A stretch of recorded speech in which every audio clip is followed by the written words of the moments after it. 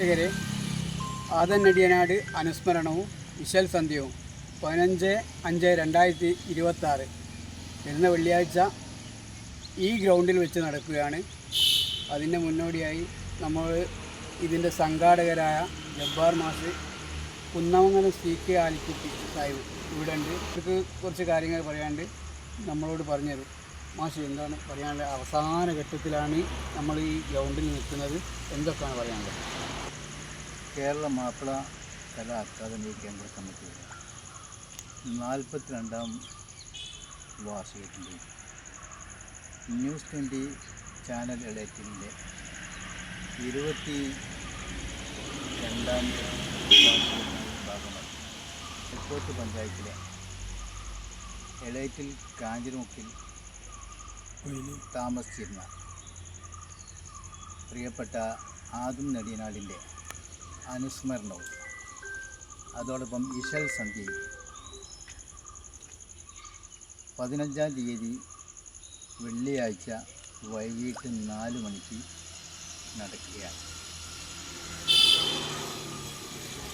എക്കാലവും മാപ്പിള കലാ രംഗത്ത് ഒരുപാട് സേവനങ്ങൾ ചെയ്ത ഒരു വ്യക്തിത്വത്തിൻ്റെ ഉടമയാണ് ആദം നെടിയനാട്.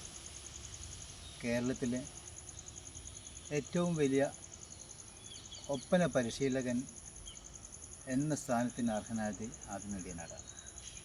അപ്പോൾ അദ്ദേഹത്തിൻ്റെ ഈ അനുസ്മരണവും ഇശൽ സന്ധ്യയും വൻ വിജയമാക്കുന്നതിൻ്റെ ഭാഗമായിട്ടുള്ള എല്ലാ ഒരുക്കങ്ങളും പൂർത്തിയായിരിക്കുകയാണ്. 15-ാം തീയതി വൈകിട്ട് 4 മണിക്ക് അനുസ്മരണ സമ്മേളനം ബഹുമാനായ കൊടുവള്ളി നിയോജകമണ്ഡലം നിയുക്ത MLA PK ഫിറോസ് നിർവഹിക്കും. അതോടൊപ്പം ഈ ചടങ്ങിൽ കേരളക്കരയിൽ മാപ്പിള കലാരംഗത്തിന് അല്ലാതെ ഒട്ടേറെ സേവനങ്ങൾ അർപ്പിക്കാം ബക്കർ പന്നൂർ, കാനേഷ് പൂനൂർ തുടങ്ങിയ പ്രഗത്ഭരായ വ്യക്തിത്വങ്ങളെ ആദരിക്കപ്പെടുന്നു. ഈ ആദരിക്കുന്ന ഈ പരിപാടിക്ക് നിർവഹിക്കുന്നത് കുന്നമംഗലം നിയോജകമണ്ഡലം നിയുക്ത MLA റസാഖ് മാഷാണ്.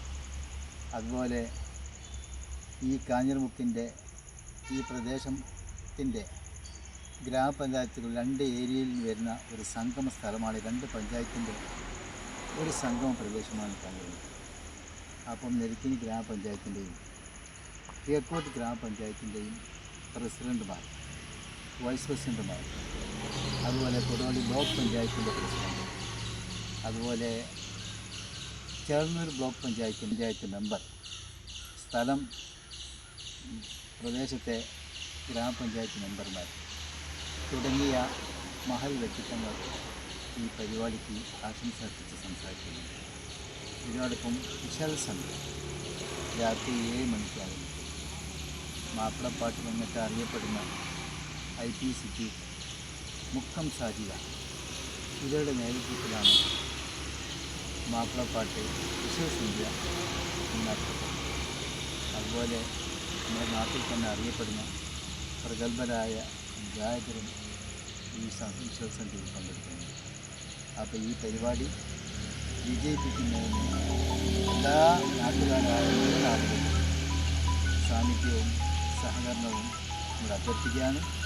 നമ്മുടെ ഈ കമ്മിറ്റിയുടെ general convener Kunnamangalam CK Alikutty മാഷാണ്. അദ്ദേഹം നമുക്ക് കൂടുതൽ കാര്യങ്ങൾ നമുക്ക് മറ്റൊരു വ്യക്തിയാണ് നമ്മളെ കുന്നമംഗലം CK ആലിക്കുട്ടി സാഹിബ്. ആലിക്കുട്ടി സാഹിബ് നമ്മളെ ഗ്രൗണ്ടിൽ ഇപ്പോൾ നിൽക്കുന്നത്. എന്താണ് പറയുന്നത്?